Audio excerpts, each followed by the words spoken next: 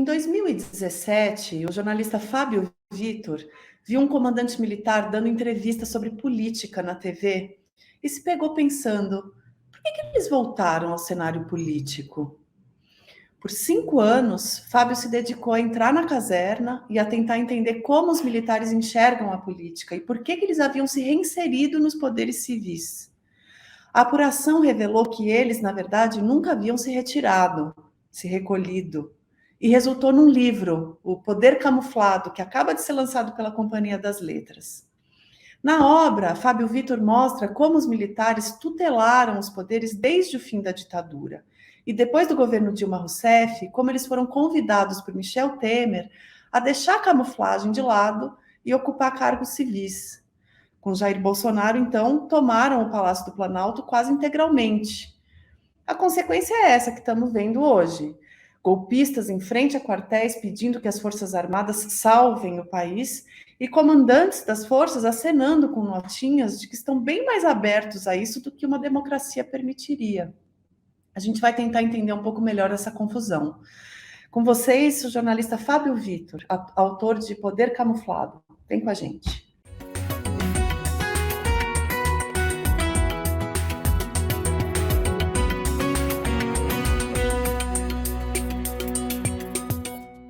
Oi, Fábio, bem-vindo. Obrigada por atender o nosso convite. Oi, Flávia, muito obrigado a você, a todo o pessoal do Canal Meio. É um prazer estar aqui com vocês e poder tentar trazer alguma luz sobre tanta confusão, sobre essas coisas todas. Meu livro está saindo. Eu tenho dito que eu não tinha nem do que me queixar, porque do ponto de vista editorial, comercial, para o livro é ótimo, né? Mas para o país, como cidadão, eu fico... talvez eu não quisesse que a coisa tivesse tão quente, né, Flávia? Não. Porque o livro está saindo e esse tema continua quentíssimo, né? Incertezas sobre como vai ser, por que as pessoas estão na frente dos quartéis, o papel dos comandantes militares e como vai ser o novo governo, são coisas que suscitam perguntas demais, né? Às vezes eu acho que o meu livro traz algumas respostas para isso, e por esse aspecto eu nem me queixo, eu acho que é bom. Quem tem muitas dúvidas, como eu tinha e tenho, acho que pode encontrar pelo menos alguns sinais, algumas luzes no meu livro, sabe, Flávia? Excelente. Vamos começar, então. O teu livro ele faz um panorama, né, Fábio, desde o fim da ditadura até os dias atuais. É meu dever jornalístico começar de trás para frente, de hoje para trás, porque, como você mesmo disse, a gente está num momento ainda de efervescência pós-eleitoral. No 15 de novembro, a gente está, né, gravando esse programa para ir ao ar nesta quarta-feira, mas nós estamos num dia em que as pessoas ainda estão na frente de quartéis, pedindo intervenção militar, insatisfeitas com o resultado de um processo democrático e pedindo para os militares fazerem algo. O que isso revela dessa politização dos militares, né? As pessoas se sentirem confortáveis para pedir aos militares esse socorro, essa intervenção. Porque o que isso diz do quão politizados são ou estão os militares atualmente, Fábio? Olha, Flávia, eu acho que isso é um reflexo do processo de politização promovido, sobretudo, pelo presidente Bolsonaro, né, com anuência, conivência das Forças Armadas, principalmente de militares da reserva, que estão em postos estratégicos ali no governo, mas dos comandantes de Forças Armadas, quando fazem notas dúbias e incentivam esse tipo de manifestação e dizem que isso é liberdade de manifestação. É liberdade de manifestação em termos, né, Flávia? Porque estão se manifestando e podem se manifestar, mas a partir do momento que pedem intervenção militar, e aí tem essa pegadinha que ele diz, não é intervenção militar, é intervenção federal. Que é intervenção federal? Né? Quem vai fazer intervenção federal? Forças Armadas? Né? Não, para arrumar a casa e depois o país seguir. Foi isso que disseram em 64, não foi? Nós vamos arrumar a casa e em 65 temos eleições. Vamos só consertar essa bagunça. O que estão pedindo, na verdade, é um golpe militar. e não estão reconhecendo um processo eleitoral comprovadamente legítimo, democrático, referendado por instituições do país e de fora. Então, não faz muito sentido, mas acontece porque o presidente insistiu nessa confusão entre militares, quer dizer, as Forças Armadas são instituições de Estado. O Bolsonaro, durante todo o mandato dele, tentou fazer com que as Forças Armadas fossem instituições de governo, fossem braços políticos do governo dele.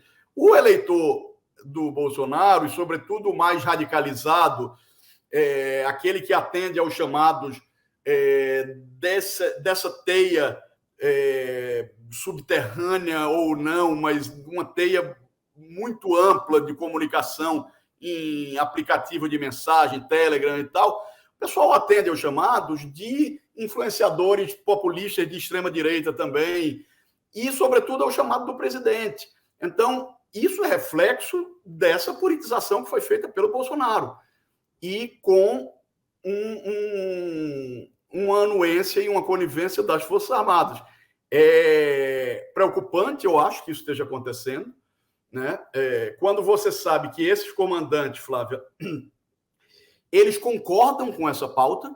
Quando você conversa com comandantes militares, não é só o pessoal, como se chama, da turma do pijama, da turma da reserva, inclusive gente da ativa, que diz, olha, nós não podemos atender ao que eles estão pedindo, ou seja, dar um golpe, mas nós entendemos que eles peçam isso porque o processo foi enviesado, eles acham que o Bolsonaro foi injustiçado pela imprensa, pelo judiciário, eles acreditam de fato nisso, né? E não mencionam, por um outro lado, que houve um aparelhamento, houve compra de voto, houve todo o papel da Polícia Rodoviária Federal no dia da eleição e nos dias que se seguiram, sendo tolerante com o vandalismo nas estradas, enfim. Tem toda uma questão aí que, ao mesmo tempo, esses comandantes que concordam com essa pauta, eles ficam de mãos atadas, porque eles não podem dar vazão a isso. Senão eles dariam um golpe. Eles não podem botar os tanques na rua e dar um golpe. Por quê? Porque eles não têm apoio para um golpe. Não tem apoio externo. Quer dizer, tem apoio das pessoas que estão na frente dos quartéis, mas não tem apoio como o apoio que houve em 64. A gente vive em outro tempo. Quer dizer, o tempo histórico é outro, a forma de dar golpe hoje é outra, né? Não se dá golpe com tanque na rua, como se deu, sobretudo em democracias um pouco mais robustas. Não somos uma democracia consolidada, mas somos uma democracia em construção, não somos uma republiqueta. Não se dá um golpe feito de 64. O que acontece é o que se faz na Hungria, é você corroer, é dar um golpe por dentro das instituições. E é o que o Bolsonaro teria feito, começou a fazer e teria feito avançado nesse processo, caso tivesse sido vitorioso. Então, esses comandantes que concordam com a pauta das vigílias golpistas, como eu chamo, essas manifestações são vigílias golpistas, eles concordam com a pauta, mas, ao mesmo tempo, eles não podem dar vazão ao que eles pedem, não podem dar um golpe, porque os Estados Unidos já dizem que não vão concordar, porque parte do PIB brasileiro não vai concordar, porque a sociedade brasileira, a maior parte, já disse que não quer. Aliás, Flávia, é até um paradoxo, né? Porque quando você olha as pesquisas, eu lembro da última pesquisa que falava prefere democracia ou ditadura, né? E aí, salvo engano, uma pesquisa da Datafolha falava em 75% apoiavam a democracia e diziam que a democracia é o melhor sistema. E, no entanto, o Bolsonaro teve 58 milhões de votos. Então, assim, tem alguma coisa aí que não bate quase 50% dos votos válidos, 49%. Tem alguma coisa meio esquisita aí, sabe? Mas, enfim, tô falando muito, sigamos aí.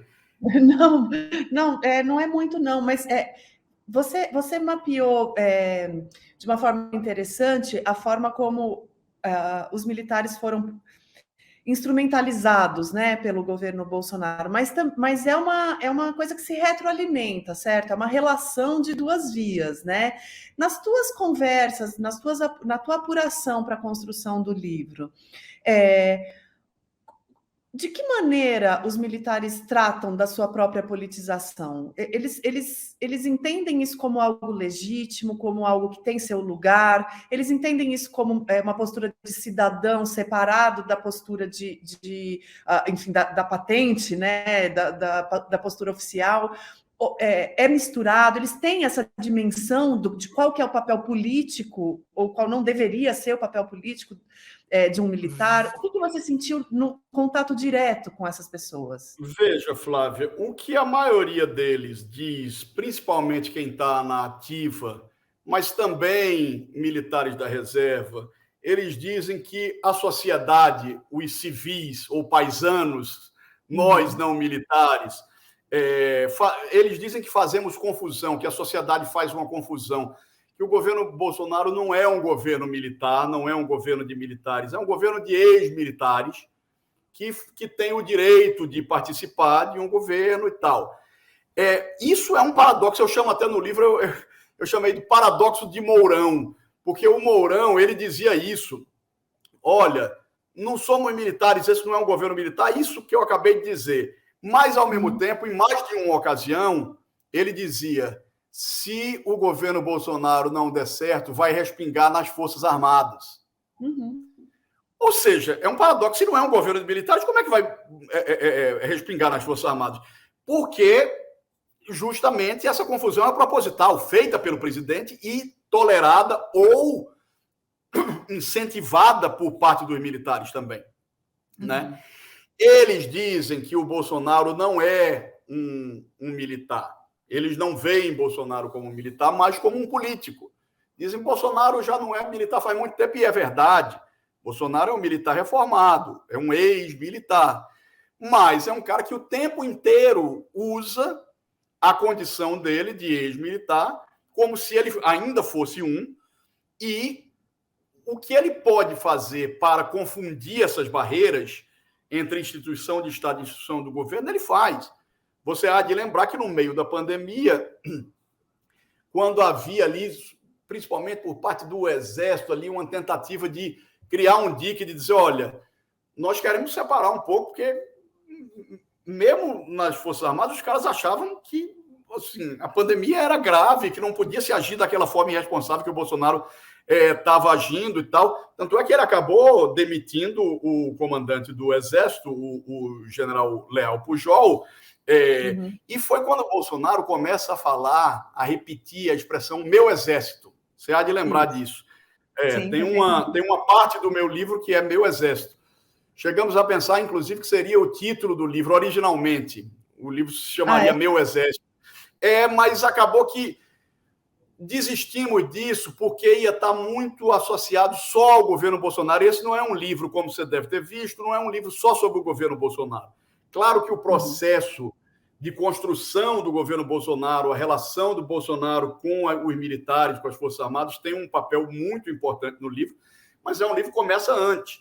Na verdade, o marco cronológico, como você diz, é o começo da Nova República, 1985, e ainda assim eu tenho que voltar, às vezes, no tempo para o começo do século XX, para falar de, enfim, tenentismo, revolta comunista de 35, que os militares chamam de intentona comunista e tal. Então, se você faz Meu Exército, ele diz, é um livro sobre Bolsonaro e os militares. E não é um livro mais amplo, menos datado, embora isso tenha muita importância. Então, quando o Bolsonaro começa, porque o meu exército, porque o meu... Isso desagradou alguns militares. Né? E é um exemplo claríssimo de como ele jogou com essa confusão. Mesmo os militares, eles acham que eles podem contribuir com o país e eles viram uma oportunidade perfeita. Por quê? Porque era um cara que era um deles, por mais que não fosse. Por mais que seja um político, digamos, mesmo quem acha que ele é um político, eles sabem que é um cara que incorpora o ethos militar, né? Que pensa com a cabeça de militar. Então, assim, o Bolsonaro, Flávio, ele foi eleito e ele não tinha uma base partidária. Você há de lembrar que ele alugou um partido para se eleger, que foi o PSL. Depois se implodiu, um processo autofágico ali, ele mesmo se mataram entre eles, o Bolsonaro acabou voltando para o Centrão, que foi sempre a casa dele. Né?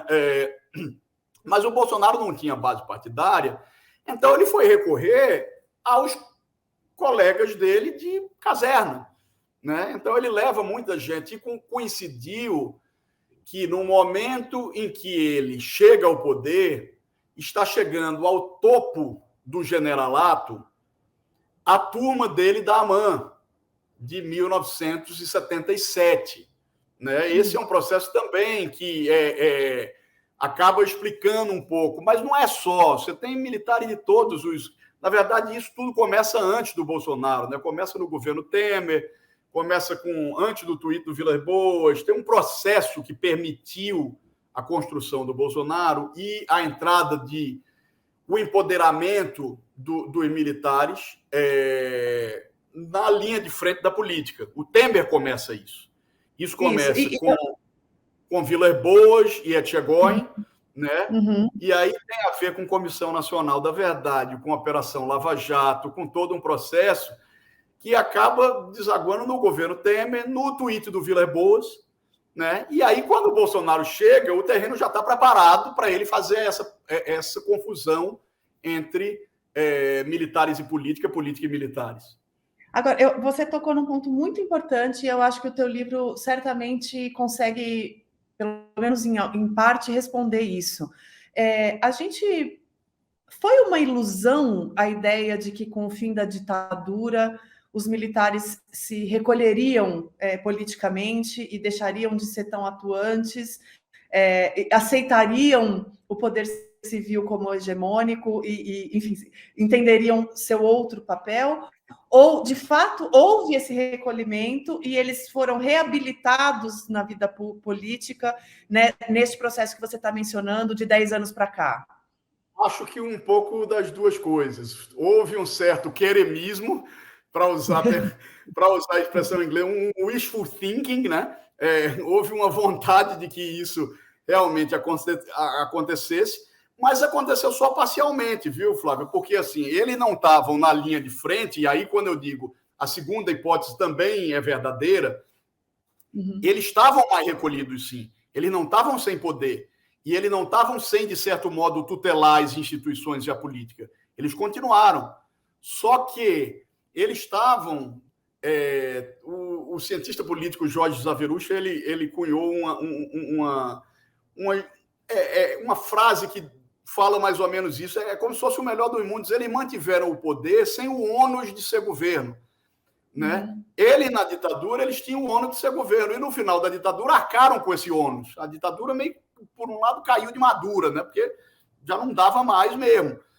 Eles, quando rola transição, que é uma transição negociada, é um acordão, né? O primeiro governo da Nova República é um governo que não é militar, mas é praticamente. O governo Sarney foi... Acho que o Leônidas Pires Gonçalves, que foi o ministro do Exército, talvez tenha tido mais poder do que o próprio Sarney. Foi uma extensão dos governos militares.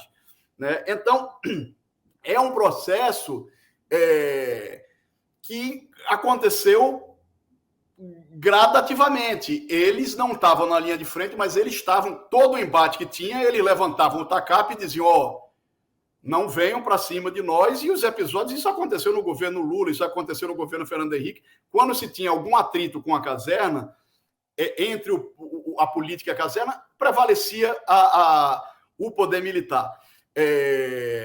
Então, assim, eles não precisaram botar tanque na rua, nem se impor. Eles se impuseram com esse, como eu chamo, poder camuflado. Só que, a partir do Temer, e principalmente com o Bolsonaro, aí eles ganham muito mais força. Porque, nesse tempo que eles estavam camuflados, digamos assim, você não tinha uma aberração que é, tipo assim, um ministro da Casa Civil militar. É uma contradição em termos, né, Flávia? Quem é o ministro da Casa Civil? É um militar, é um general. O general Braga Neto foi comandado.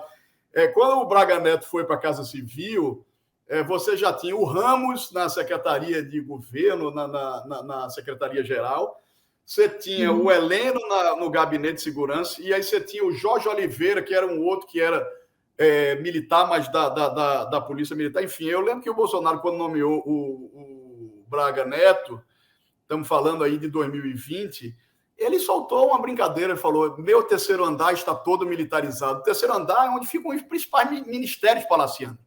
Ele falou, está todo militarizado, então assim, aí é uma outra escala, é um outro grau. Aí eles deixam de ser o poder camuflado e voltam a ocupar espaços em todos os lugares. Então, assim, é um pouco das duas coisas. Eu, pesquisando para o livro, porque essa é uma das perguntas que começam o livro, né? Por que os militares que estavam recolhidos aos quartéis voltaram, né? Uma das premissas do livro era essa, era uma das curiosidades que eu tinha. Eu tinha várias curiosidades.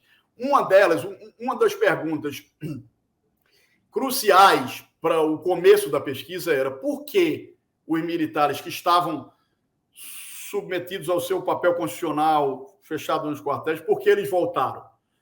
Aí, ao longo da pesquisa, eu vi que não era exatamente assim. Eles estavam, mas não estavam tanto assim. Eles, durante todo esse tempo, eles estavam mantendo, de algum modo, o poder. Né? Porque existe um respeito excessivo, porque existe um medo, porque existe um enraizamento das Forças Armadas, sobretudo do Exército, na sociedade brasileira mesmo, né? A participação deles em todos os lugares do país, eles têm uma atuação política, os comandantes de brigadas, de divisões, de batalhões, de quartéis pelo país têm algum papel político, tem toda uma questão. Então, eles nunca deixaram de estar. Mas, aí quando chega o primeiro Temer, com aquele caldo ali de Lava Jato, derrubada da Dilma, impeachment da Dilma, tweet do Vilas Boas, e o Bolsonaro é o cara que estava no lugar certo para responder e atender a demanda dele. Aí eles saem da moita, né? O poder camuflado vira poder central, o poder de frente, sem subterfúgio. Agora, o que o Temer... Esse movimento do Temer sempre me causou espécie, porque nunca ficou muito claro para mim que pressão exatamente das Forças Armadas, a que tipo de pressão o Temer respondeu, acolhendo e dando tanto poder aos militares no governo dele. O tweet do Vilas Boas ressoou, né, com aquela coisa punitivista da Lava Jato, aquele movimento, né, essa coisa que mistura a punição à corrupção com o comunismo na cabeça ideológica das pessoas, né, não se separa muito claramente, né, corrupção e comunismo parece tudo a mesma coisa e vira só um grito de guerra, né?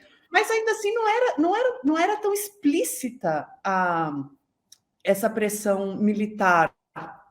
Pelo menos não nos meios de comunicação, né? O Temer é grato aos militares por terem garantido que fariam uma transição sem percalços, né? E acho que é o que deveriam ter feito, porque não tinham que ter se metido no impeachment, enfim, de modo algum. Mas o Temer queria ter a certeza disso antes de que acontecesse. E ele teve a garantia. Ele teve a garantia de que, olha, se você está tramando aí, eu não sei em que termos isso se deu, estou exagerando, não foi esse papo de boteco, mas, digamos, algo nesse sentido. O Temer teve conversas, isso ele próprio já revelou, isso já é sabido. Antes do impeachment, o Temer já conversava com Vilas Boas e com Etchegói. Os militares gostavam dele, tinham respeito por ele e vice-versa, né? Então, ele é grato por isso, por ter tido um respaldo militar, tipo assim, não se preocupa que no teu governo você não vai ter preocupação conosco, tá? E depois, no próprio governo dele, os militares participam de momentos importantes e que ele é muito grato também. Por exemplo, vamos lembrar da greve dos caminhoneiros, né? E da ocupação, aquilo foi no governo, né? Temer. Foi um momento muito grave, que já essa coisa de gente na frente dos quartéis já existia ali, né? e ameaça de desabastecimento, porque houve bloqueio durante vários dias, foi um processo muito delicado também, e que foi o Exército quem foi lidar para desobstruir as estradas. Né? Ele é muito grato, então teve uma coisa de rebelião em presídios, isso também foi no governo Temer, ele também recorreu a militares para fazer varredura nos presídios e tal, então assim, ele tem um respeito pelos militares. Ele diz, eu falo isso no livro, eles são formidáveis e tal. E a gente não tem evidência, Flávio, para dizer que os militares ajudaram a derrubar a Dilma, mas que eles estavam já em conversas e garantiram que o novo governo, que derrubou o governo da Dilma, não teria problema. Né? No limite, dá para dizer, eles conspiraram, ajudaram em conspirações políticas ali, né? Não fizeram nada, não deram golpe. Eu acho que eles não tinham que ter feito nada mesmo, porque, enfim, quem cuidou disso foi o parlamento, né? Mas houve, de fato, uma sinergia, uma parceria, digamos, entre o Temer e os militares muito grande. E uma coisa curiosa é que, de certo modo, a Dilma, eu conto esse processo no livro, Flávia, de certo modo, a Dilma contribuiu para isso, porque no primeiro mandato da Dilma, ela lançou um programa muito importante chamado Plano Nacional de Fronteiras, Plano Estratégico de Fronteiras, uma coisa assim. E quem ela designou para coordenar esse plano? Michel Temer, o vice dela. Era um plano que você tinha que lidar o tempo inteiro com os militares. O Temer ficou indo para a fronteira, supervisionar a Operação Ágata, que era uma operação de segurança das fronteiras, junto com o Ministério da Justiça e os militares. Então, assim, o Temer ficou muito mais próximo dos militares, que depois abraçariam e, enfim, estariam do lado dele durante todo o governo. E um dos caras-chave nesse processo chama-se General Sérgio Etchegóin, que é quase um irmão siamês do General Vilas Boas. Quando o Vilas Boas era comandante do Exército, o Etchegóin foi chefe do GSI, ministro-chefe do Gabinete de Segurança Institucional, e o militar mais poderoso do governo Temer. Antes disso, ele tinha sido chamado pelo Vilas Boas, quando o Vilas Boas foi nomeado comandante pela Dilma, em 2015, quem ele chamou para ser chefe do Estado-Maior do Exército, eu abro meu livro com esse episódio, ele chama o Etchegóin. E o Etchegóin já solta aquela nota junto com a família dele, reclamando da Comissão Nacional da Verdade por ter incluído o pai dele na relação de militares responsáveis por violações de direitos humanos na ditadura. E que aquilo já tensiona um ambiente que está muito tensionado, e ali degringola de vez a relação com os militares do governo do PT, da Dilma, enfim. E dali para frente, aí eles abraçam o Bolsonaro de vez, que era um líder em ascensão, e aí pronto, aí o resto a gente já sabe. Né? Mas, Fábio, você acha que agora a gente já está com elementos aqui interessantes para chegar nessa pergunta que eu tinha listado aqui. A Comissão Nacional da Verdade foi o mais próximo que o Brasil chegou de rever os eventuais crimes, né, os crimes cometidos. As violações crimes. Sim, crimes.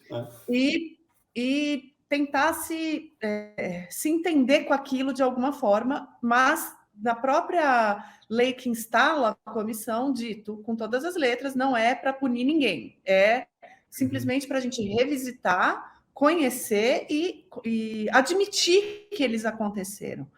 Muito bem. E apontar recomendações, né? Investigar mais, ou seja, a comissão ela vai aprofundar trabalhos iniciados antes no governo Fernando Henrique, depois no governo Lula, né? Comissão de mortes dos desaparecidos, comissão de anistia.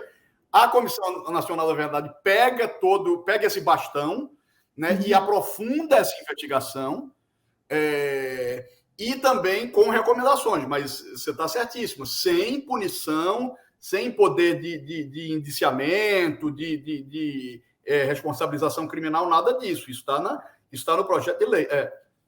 E aí você soma isso o fato de que você mesmo mencionou como os generais e enfim, os colegas militares do governo Bolsonaro vêm dessa geração 77 AMAN, que também que testemunharam uma ditadura militar como parte do corpo militar, e viram a impunidade de se cometer os crimes que foram cometidos e se sentiram absolutamente autorizados a voltar ao poder por esse processo que a gente acabou de descrever, Temer, Bolsonaro.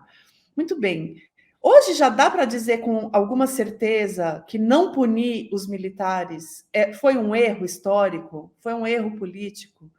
Se é que era possível, né? Porque a gente sabe que a anistia foi negociada de um ponto de vista de os militares ainda com muito poder, né? Eles conseguiram inserir isso porque eles ainda tinham poder para negociar isso. Mas olha, essa é uma discussão. Esse é um debate muito complexo, difícil. O Brasil tentou, em alguns momentos, fazer e avançar um pouco nisso. Eu acho que o exemplo dos nossos vizinhos, eu acho que mostra, embora sejam realidades, cultura diferente, mostra que sim, eu acho que foi um erro não ter tido nenhuma punição. Eu acho que tinha que ter tido reparação e não só a anistia, passar um pano e deixar tudo para lá. Mas a sociedade brasileira aparentemente não quer encarar isso.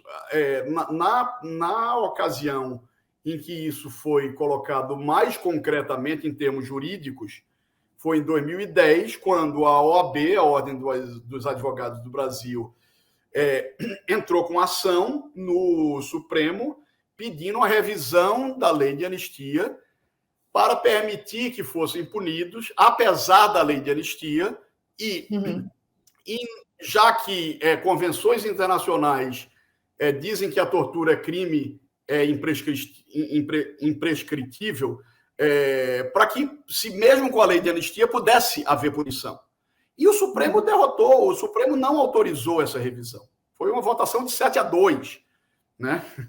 Não foi quase empate. Acho que foi o Aires Brito, que os 2 votos vencidos foram, acho que, Aires Brito e Lewandowski, salvo engano. E todo o resto votou. E votou com apoio, inclusive, de gente do governo Lula. No caso, o Nelson Jobim, o Toffoli, que era a AGU, advogado-geral da União. Teve gente dentro do governo Lula que era contrária à revisão. Tem gente que acha que não tem que mexer nisso. Já teve anistia, vamos olhar para frente. Obviamente, Flávio, as famílias de mortos e desaparecidos políticos discordam disso, né? Uma grande parte da sociedade brasileira discorda disso e acha que muito do que a gente vive hoje é porque jogamos a sujeira para baixo do tapete, né? E como fazer isso hoje? Já se mostrou que o Supremo já fechou a porta, isso pode ser voltar. Tem outras possibilidades disso voltar a ser visto no Supremo, mas o Supremo deixa todas essas possibilidades engavetadas, não quer mexer nessa questão. Talvez, Flávia, um meio termo aí, eu acho, já ouvi gente falar isso, eu acho que talvez fosse uma solução intermediária interessante, fosse pelo menos um pedido de desculpas por parte das Forças Armadas, algum reconhecimento que nunca houve, porque quando você fala em punição e reparação, hoje, a maior parte dos torturadores morreu, está morta. Ou tem, sei lá, 90 anos. Você tem gente que talvez um pouco mais nova, mas assim, quem deu o golpe e quem foi conivente ou quem praticou violação ou foi conivente com violação, ou morreu ou está muito velho. Então, vale a pena mexer nisso e punir essas pessoas, os velhinhos, ou punir pós-mortem, nem pode, né, juridicamente, mas enfim. Então, dissesse, não, beleza, não vamos fazer isso, mas vai haver alguma negociação com as Forças Armadas para que haja um reconhecimento, né? Seria um gesto muito importante, que nunca houve. Nunca houve por parte das Forças Armadas. Já houve por parte do Estado brasileiro. O Fernando Henrique iniciou isso, né? reconheceu um pedido de desculpas por parte do Estado brasileiro, e tal, mas os comandantes das Forças Armadas jamais fizeram. E não estão dispostos, e dizem que porque eles acham que realmente eles cumpriram um papel histórico importante, eles foram demandados no momento histórico a agir, né? E você pode até debater, dizer, talvez durante o golpe, sim, havia um apoio popular ao golpe. De fato, havia algum apoio popular ao golpe.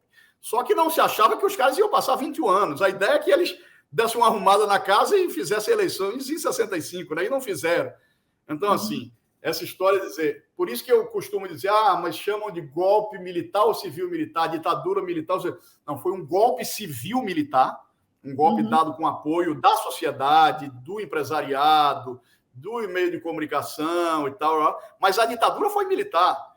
Até porque líderes políticos que apoiaram num primeiro momento, logo depois foram caçados, né? Foram censurados, né? E aí ficou o trator militar mesmo. A ditadura foi militar, não foi civil-militar. Foi uma ditadura militar instaurada a partir de um golpe civil-militar. Então, os militares eles não reconhecem isso. E eu acho que eles não estão dispostos nem sequer a pedir desculpas. Não para você ver o tamanho do nosso... Talvez isso só possa mudar um pouco quando todo mundo que participou de algum modo daquele processo não esteja mais aqui. Quando novas gerações... Mas o que também é difícil, Flávio, porque nas academias militares se ensina que houve um contragolpe ou uma revolução democrática e não um golpe militar. Que são termos parecidos com o que os golpistas atuais tentam... Para usar o termo do título do teu livro, eles camuflam a tentativa de golpe, a ideia de golpe, com uma linguagem legalista. Federal, exato. E até, enfim, pegam o artigo 142 e tentam moldar a seu prazer ali para justificar essas intenções golpistas, né? Exato. A gente da tua apuração, do teu contato com os militares que você ouviu para escrever o teu livro, essa mesma disposição, havendo um clamor popular para se agir em nome da democracia, né, da proteção da democracia, dos interesses do povo, ela permanece, ela ainda existe? O que você sentiu? Eu acho que eles não estariam dispostos a... primeiro, do jeito que a sociedade está, fraturada como está, e com gente na frente dos quartéis e tal, eu não vejo também multidão pedindo forças armadas legalistas e democráticas, né? Mas caso isso existisse, olha, peçamos desculpas, forças armadas, peçam desculpas e vamos tocar o barco, bola para frente, vamos fazer algum tipo de conciliação, de acordo que tente amenizar as feridas da ditadura. Não vai haver por parte deles. Eles não reconhecem, eles acham que não erraram, eles acham que eles estavam a serviço do povo, eles têm o orgulho do papel deles. É por isso, Flávia, que coisas que para nós são, para grande parte da sociedade, é inconcebível, como você chamar o Coronel Brilhante Ustra de herói, ou ter ele como uma referência, para uma parte considerável dos militares não é. Porque na cabeça deles houve uma guerra, queria se implantar o comunismo no Brasil. O próprio termo contra-golpe que eles usam é errado historicamente. Não havia evidências de que um golpe de esquerda estava para ser dado no Brasil.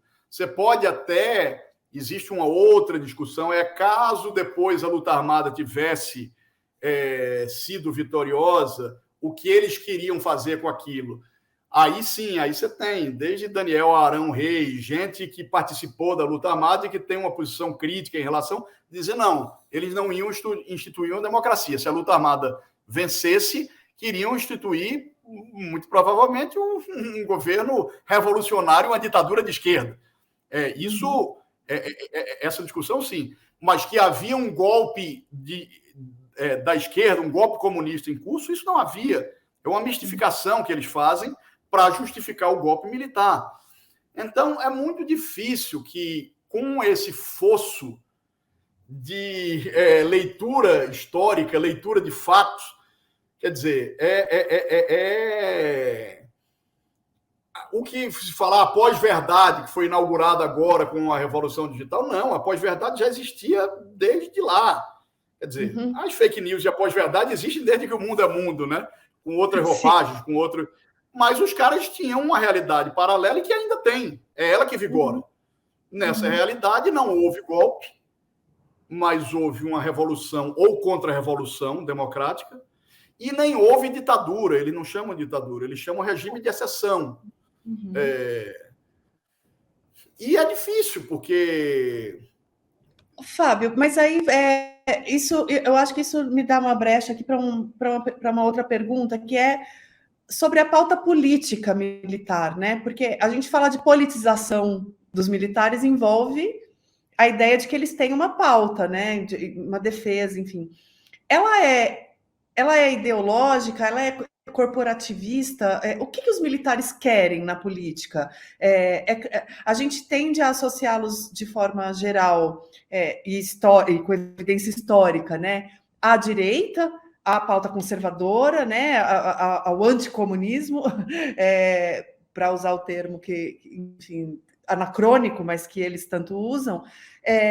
Mas vai além disso, ou, na verdade, na prática, ela se revela ser mais por questão de cargos, salários, benefícios, do que por aí, ou se mistura? Flávio, eu acho que são as duas coisas.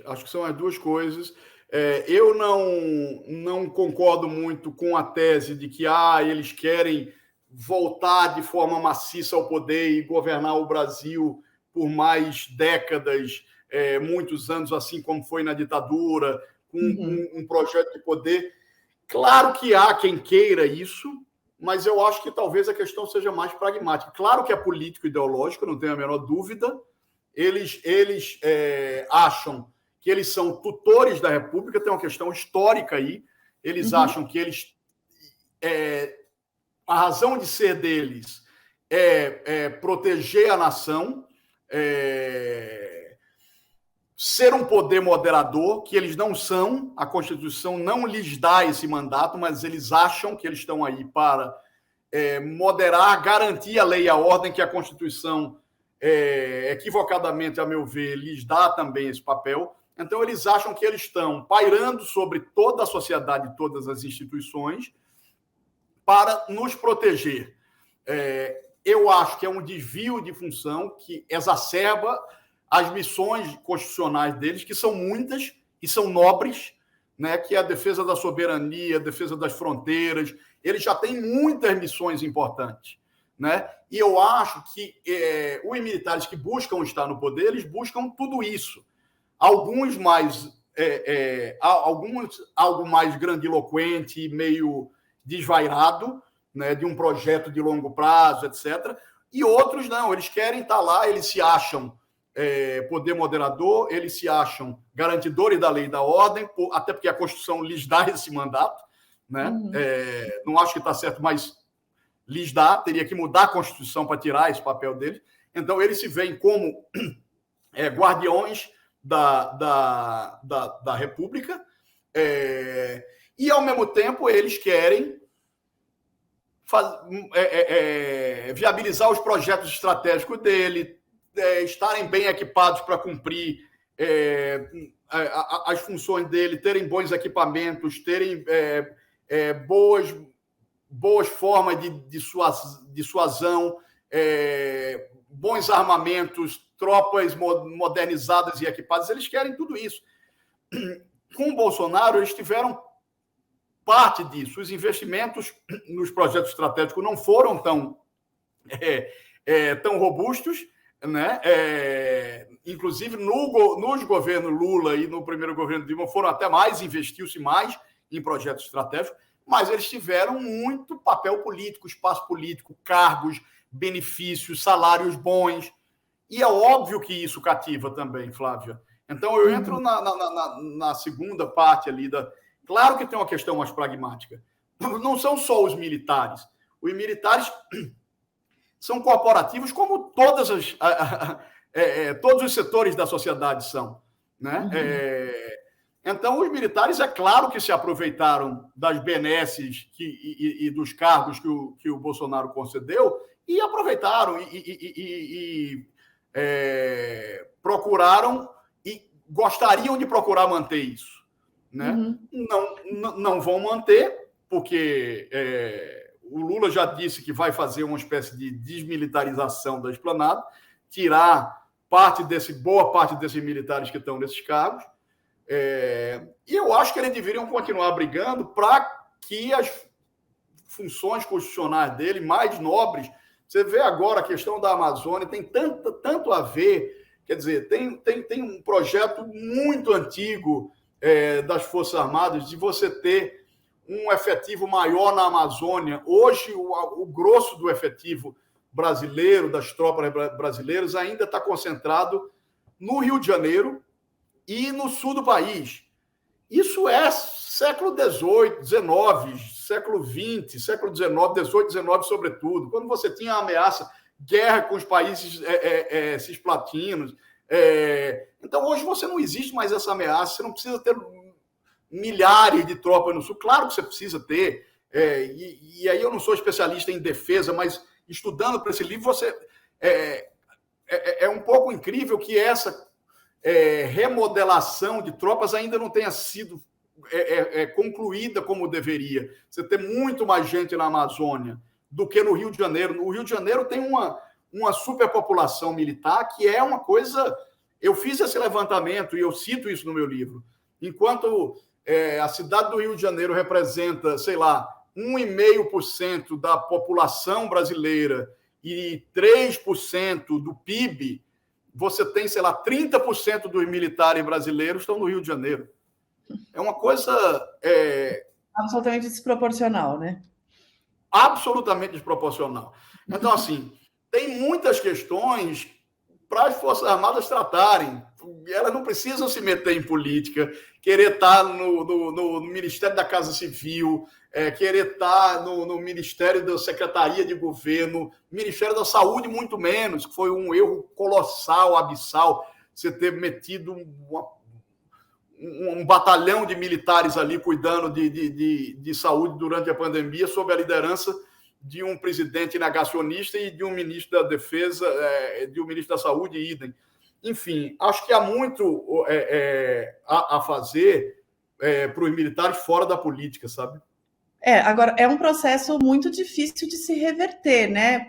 Porque uma coisa é a gente imaginar uma conversa de separar a política dos quartéis 7 anos atrás, 10 anos atrás. Outra coisa é agora, por exemplo, esse ministro da Saúde da reserva se elegeu, e bem. Então, eles ocuparam o segundo deputado federal mais votado do Rio de Janeiro, mais de 200 mil votos. O Pazuello, para quem não sabe. Então, assim, o que você imagina que possa ser, da tua percepção de conversar com essas pessoas, o diálogo delas com o governo Lula? Porque a gente fala do país cindido, mas se tem uma instituição que claramente estava de um lado e agora está do lado derrotado, mas permanece tendo que ter prestígio, né, como instituição de Estado, são os militares, são as Forças Armadas. Como é que o governo Lula pode estabelecer um diálogo que, ao mesmo tempo, coloque-os de volta na caserna e, ao mesmo tempo, mantenha esse sentimento de que eles ainda são prestigiados, para que eles não se assanhem e façam, enfim, alguma pressão, alguma coisa inadequada? Flávio, o próprio Lula já deu sinalizações nesse sentido, e o histórico do governo Lula nos ajuda a projetar isso. Do que é que a gente tem de concreto? O Lula já disse que o ministro da Defesa vai voltar a ser um civil. Uhum. Isso pode parecer um detalhe, mas é algo de um simbolismo que eu acho que é importante, que pode ter algum efeito prático. O Ministério da Defesa foi criado em 1999. é um passo de qualquer democracia para você garantir uma subordinação do poder militar ao poder civil, como deve ser, é você ter um Ministério da Defesa comandado por civis. Isso demorou no Brasil, porque os militares sempre resistiram. Isso se fala começou a se falar na Constituinte, mas nunca ninguém comprou a briga, até que em 99, só em 99, né, 15 anos quase depois, aí foi criado o Ministério da Defesa com um ministro civil, né? E durante todo o tempo foi um ministro civil, ou diplomatas, ou políticos, enfim, mas ministro civil, até o governo Temer. O Temer bota um general no Ministério da Defesa e o Bolsonaro mantém, durante todo o governo dele, mais generais como ministro da Defesa. Isso vai terminar. O Lula vai voltar a ter um civil. Ou seja, já é importante. Ministro comandante do Exército, Marinha e Aeronáutica não vai soltar nota sem ter que pedir para o chefe dele, que vai ser um civil. Né? Então, isso já é uma sinalização. Essa desmilitarização da esplanada também o Lula já prometeu, e eu acho que vai acontecer. Você tira parte desses militares, ou uma grande parte desses militares, de cargos civis. Claro que isso já é uma outra sinalização e já ajuda. Né? O Lula disse também que não vai permitir a tutela, que as Forças Armadas não podem tutelar o poder civil e não tem que se meter em política. Então, assim, muito difícil, acho que vai ser mais difícil você ter comandante militar soltando notinha política ou tuitando com a faca no pescoço do Supremo, como foi o tuit do Vilas Boas. Acho que isso vai ser mais difícil, eu acho que vai haver conversa e negociação para dizer, olha, vamos parar com isso, vamos cuidar, vamos virar a pauta. Qual é a pauta? É a Amazônia, é a ameaça cibernética, enfim, reaparelhamento das forças, vamos ver o que é que vamos ter de orçamento. Tem um problema aí, Flávia, que assim, eu não sei se o Lula vai ter a disponibilidade orçamentária que teve nos 2 primeiros mandatos para ajudar nessa... Para investir. Porque se houvesse, se dissesse, olha, estamos aqui investindo agora em outro submarino para a Marinha, em mais caça para a FAB, em mais blindados para o Exército e etc. Isso podia dizer, opa, então vamos falar em outros termos, vamos negociar, tem um projeto aqui contra ameaças cibernéticas e não sei o quê, que é um projeto com radares e não sei o quê, enfim, sei lá o quê, uma coisa super moderna, com dinheiro. Se tivesse dinheiro para isso amenizaria essa coisa de ficar. E aí, como vai ser política, vai ter. Em não tendo esse dinheiro, mas acho que algum dinheiro vai haver, porque o Lula já disse também que pretende, que é importante que ter Forças Armadas bem equipadas, etc. Eu acho que vai ser tentar equilibrar um pouco a pauta que eu acho que deveria prevalecer, que é a pauta de defesa de soberania, de fronteira, enfim, dessas questões todas, ameaça cibernética, essas questões todas que eu estou falando, e muito menos de tentar desidratar qualquer coisa que vá mexer em política. Isso não é fácil, porque dentro do partido do Lula e da esquerda brasileira e da sociedade brasileira, há e haverá pressão, seja pela revisão da lei de anistia, seja para mudança nos currículos das escolas militares, seja para alguma mudança no sistema de promoção de oficiais generais, que é outra questão que eles acham que não pode mexer, porque, veja, o universo das Forças Armadas é um universo à parte. Eles, às vezes, se queixam que são vistos com preconceito e tal, mas, ao mesmo tempo, eles se colocam como um corpo à parte da sociedade, porque eles têm uma justiça própria, e eles fazem questão de ter uma justiça própria. Em democracias consolidadas não existe justiça militar. Né? Eles têm uma justiça própria, eles têm um sistema de educação próprio que passa ao largo do MEC. Não é o MEC quem cuida. Quem cuida são eles próprios do sistema de educação deles. Então, eles têm uma justiça própria, eles têm um sistema de educação próprio, um sistema de saúde próprio, com hospitais militares. Eles têm um sistema de previdência próprio. Eles dizem, não, mas é que a gente não se aposenta. E, de fato, tem muitas coisas. Eles não têm FGTS, eles não têm hora extra, eles não têm algumas coisas que, digamos, o trabalhador comum tem. Eles estão disponíveis a todo instante para dar a vida pelo Brasil, conforme está escrito nos estatutos e nas regras. Então, assim, eles têm uma previdência própria. Então, eles vivem numa espécie de bolha da sociedade. E se queixam que são discriminados, que são vistos como diferentes e tal.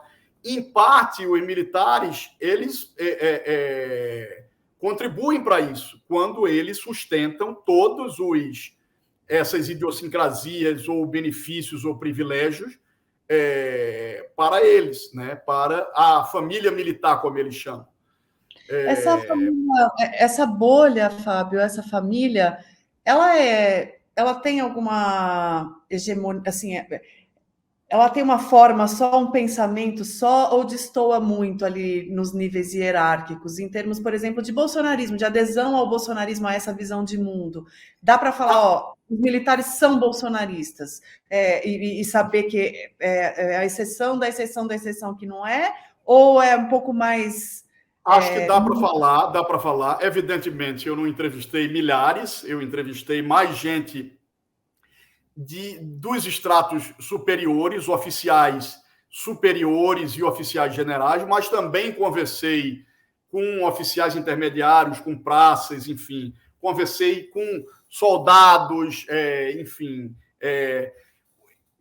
Grosso modo, eu te digo que os integrantes das Forças Armadas são muito bolsonaristas. O bolsonarismo é predominante, mas essa coisa da herança da ditadura, da defesa do legado da ditadura como algo bom, como algo nobre, isso está muito mais entre os mais velhos, né? Esses atritos, essas fissuras, essas feridas são muito mais presentes entre os mais velhos, e acaba que o Bolsonaro, que é um cara de 65, 66, sei lá, está mais perto dessa faixa etária. Quando são mais jovens, porque, veja, não foram esses comandantes que estão aí, que deram o golpe, mas eles foram formados por quem deu o golpe. Né? Então, eles compartilham de ideias, compartilham do DNA, da doutrina. E é um universo que é muito insular e é muito hereditário. Você tem uma coisa familiar muito forte. Cada vez mais, isso, pesquisas e levantamentos mostram isso. Os cadetes que se formam na AMAN, Academia Militar das Agulhas Negras, que é a principal escola de formação de oficiais, são cada vez mais filhos de oficiais. E antes eram filhos de oficiais subalternos, viraram cada vez mais uma elite, filhos de oficiais superiores.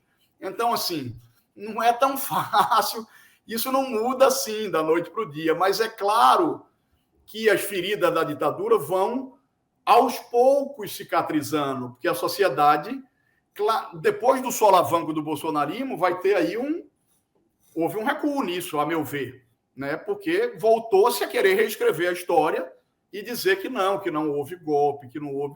Então, aí você volta, quer dizer, você tinha andado a passos muito tímidos, né, com comissão de mortes e desaparecidos, comissão de anistia, com Comissão Nacional da Verdade, você estava começando a andar, mesmo sem reparação, sem julgamento, sem punição, você estava começando a andar e vem Jair Bolsonaro e o bolsonarismo. Aí, óbvio que tem um recuo, né, Flávio? Tem. E que vai refletir, inclusive, nas gerações mais novas, infelizmente. E né, aí... que são gerações um pouco menos impregnadas com isso, com essa coisa da Guerra Fria e do comunismo.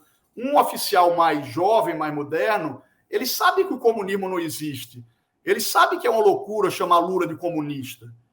Ele viu que os governos do Lula foram governos social-democratas e que não existe comunismo no Brasil, né? Mas os caras alimentam isso porque existe algo muito entranhado na raiz das Forças Armadas do anticomunismo, que remonta à origem, enfim, é algo para eles muito difícil. É um processo longo, Flávio. E eu imagino que assim, a pessoa que está indo ali trabalhar, né, o soldado, o cabo que está indo ali todo dia trabalhar neste momento e vê ali na frente as pessoas clamando para que ele se engaje contra o comunismo, para proteger o país, que seja patriota e tal. Você tem mantido contato com as tuas fontes? Você sabe como é que eles estão reagindo? Eu tenho, porque eu estou lançando um livro, acho que é necessário. Eu não pretendo tornar isso um objeto de estudo permanente. Eu, no jornalismo, sempre fui generalista e gosto de ser. Eu entrei nesse universo não por nenhum interesse particular, mas por interesse jornalístico genuíno, porque eu vi que isso estava em 2017, eu vi que os militares estavam voltando. Eu falei, opa, o que é isso? O que é que o comandante do Exército está indo dar entrevista? Né? Mas, então, mergulhei nos últimos 5 anos nesse universo, mas vou me manter de algum modo, porque eu estou lançando um livro, mas não quero tornar isso, não quero ser um especialista em Forças Armadas, mas tenho procurado, principalmente pelo lançamento do livro, e porque é um momento que eu acho que é grave esse que a gente está vivendo, desse pós-eleição, tenho procurado conversar, seja com comandantes, seja com algumas pessoas que transitam nesse universo, e vejo, por um lado, com preocupação que os comandantes, o que todos sabemos, né, pelas próprias notas dos comandantes, que os comandantes compartilham e acham que é tudo bem as pessoas estarem lá na frente dos quartéis pedindo golpe, mas vejo em menor escala alguns praças e militares de baixa patente um pouco mais incomodados com isso. Os que não concordam com isso, incomodados com esse processo de ter que entrar no quartel e ter que ouvir isso, e ter que ouvir pedido de golpe militar e saber que eles não podem fazer isso. E acho que, inclusive, gente que votou no Bolsonaro, porque para eles é muito ruim. O que é que você vai fazer? Os caras estão pedindo, os comandantes apoiam, e a gente vai fazer o quê? Né? É complicado, é difícil. Eu espero que isso termine logo, entendeu? Que haja... Eu lamento que não tenha havido, nessas notas das Forças Armadas, um reconhecimento assertivo, dizer, olha, houve uma eleição, a eleição acabou, vamos olhar para a transição. Ainda que eles dissessem, ok, a manifestação é franqueada a todos, a Constituição garante a liberdade de manifestação, embora estejam pedindo golpe, embora não estejam reconhecendo, mas que dissessem, vamos respeitar a liberdade de manifestação e vamos respeitar o resultado das eleições. Não disseram vamos respeitar o resultado das eleições. Não. Isso preocupa, sabe, Flávio? Isso preocupa. Mas eu espero que o país vire logo essa página. Eu espero e torço. A gente tem aí, eu imagino que pelo menos mais um grande marco, né, que vai ser a posse. Eu imagino que depois da posse, se nada de maior acontecer, a coisa tenda a se acalmar, né? Hoje a gente está gravando, né, esse programa num 15 de novembro, que foi a proclamação da República, ela foi um golpe de Estado militar, né? E a gente está aqui tantos séculos. Quantos anos depois, gente? Eu sou péssima de conta, enfim, 150 anos, né? Isso. 150 anos depois, revivendo, tendo essa conversa sobre os perigos de um novo golpe militar, de como os militares vão se comportar. Não, um pouco menos de 50, desculpa. 89, 90, 2020, menos de 150 anos. Como é que você, para a gente concluir a nossa conversa, Fábio, o que é o papel de um militar moderno num país, numa democracia? O que é? Você falou de algumas funções constitucionais nobres que o militar pode exercer, mas se ele quer ser um ser político, como que um militar pode transitar hoje, numa democracia moderna, exercendo algum papel cívico, político, na tua opinião? Olha, eu acho que se ele quer ser um ser político, efetivamente, eu acho que ele tem que tirar a farda. Ele pode até concorrer, mas deixar de ser militar. Uma questão importante que o Congresso vai ter que enfrentar, existe parada na CCJ, Comissão de Constituição e Justiça, uma PEC, uma proposta de emenda constitucional de autoria da deputada Perpétua Almeida, do Acre, que proíbe militares da ativa de integrarem governos, mesmo que sejam emprestados, como hoje a lei permite. Hoje você tem um negócio que chama de agregação. O militar, se um governo quer contar com um militar, ele pede ao comandante da força e o comandante cede e ele é emprestado. O Bolsonaro mexeu em vários dispositivos legais ali para ampliar essa politização e sem ferir o Estatuto dos Militares, permitir que mais militares da ativa trabalhem nos governos para além dos 2 anos permitidos. A PEC da Perpétua, ela limita a participação. Diz, se é militar da ativa, não pode participar do governo. Eu acho que tem que ser aprovado. Militar da ativa não tem. Militar da reserva, beleza, já não é mais militar. Participe do governo, ok. O militar da ativa é um sujeito, eu acho, Flávio, muito mais técnico. Você pega as forças que são mais técnicas e menos políticas, como a Marinha e a Aeronáutica, tem tanto o que fazer, e aí um especialista de defesa pode dizer melhor para mim, vai cuidar das águas territoriais brasileiras, no caso da Marinha, né, ou da Baía da Guanabara, para impedir que a sucata marinha bata na ponte Rio-Niterói, como bateu ontem. Né? Você tem na FAB, na Força Aérea Brasileira, tanta função importante, mesmo em tempos de paz. Né?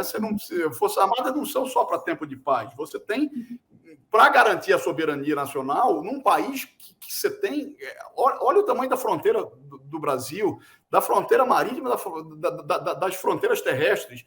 Né? Nós somos um continente. Só isso já bastaria para dizer, olha, vamos nos ater às nossas funções constitucionais e técnicas das forças.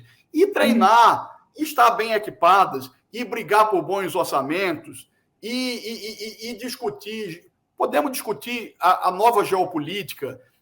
Acho que é cabível e é legítimo e é importante o papel dos novos atores globais, da China, enfim, como é esse mundo com a China despontando como principal potência. Tudo isso é cabível. A política até aí, no âmbito da geopolítica. E a questão primordial delas, que é a defesa da soberania nacional. Né? Aí você tem sem número de funções técnicas para os militares fazer, mas política não. Quer se candidatar? Achou legal atuar como político? Tira a farda, peça para ir para a reserva compulsória, seja reformado compulsoriamente, porque é assim, quando um militar é diplomado, ele tem automático. Foi o que aconteceu com o Bolsonaro. Eu diria, sigam... É até difícil dizer isso, né? Porque eu digo, sigam o exemplo de Bolsonaro e vão fazer política, mas seguir o exemplo de Bolsonaro não é um bom conselho, né, Flávia? Não mesmo. E aí, antes que eu vire meme da Nazaré fazendo conta, eu sou de humanas, né? Aí eu peguei minha calculadora, são 133 anos da proclamação da República. Isso, eu falei 150, botei 12 de lambuja. Não, já passei a vergonha, mas pelo menos vamos dar a informação depois. Meu querido, muitíssimo obrigada pelo papo, assim... eu tenho certeza que o teu livro traz detalhes, histórias, episódios que iluminam ainda mais esses pontos que a gente rabiscou aqui juntos, mas já foi muito legal, a gente conseguiu, eu acho que fazer um desenho já bastante interessante. Te agradeço demais a tua participação e te desejo muito sucesso com o teu livro. Flávia, eu que agradeço, muito obrigado a você, ao pessoal do meio, ao Pedro, mando um abraço para ele.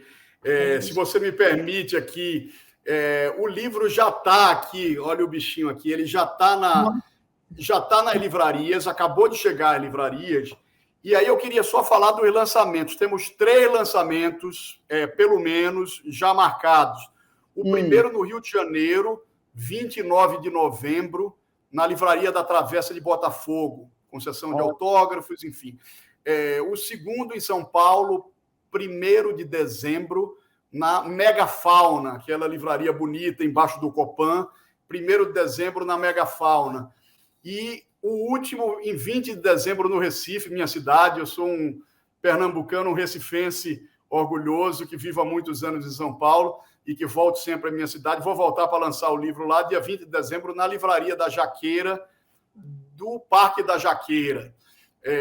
20 de dezembro, os horários todos serão a partir de 19 horas, mas, enfim, depois eu vou divulgar em meu Twitter, enfim, quem quiser, quem se interessar e puder ir, vai ser um prazer.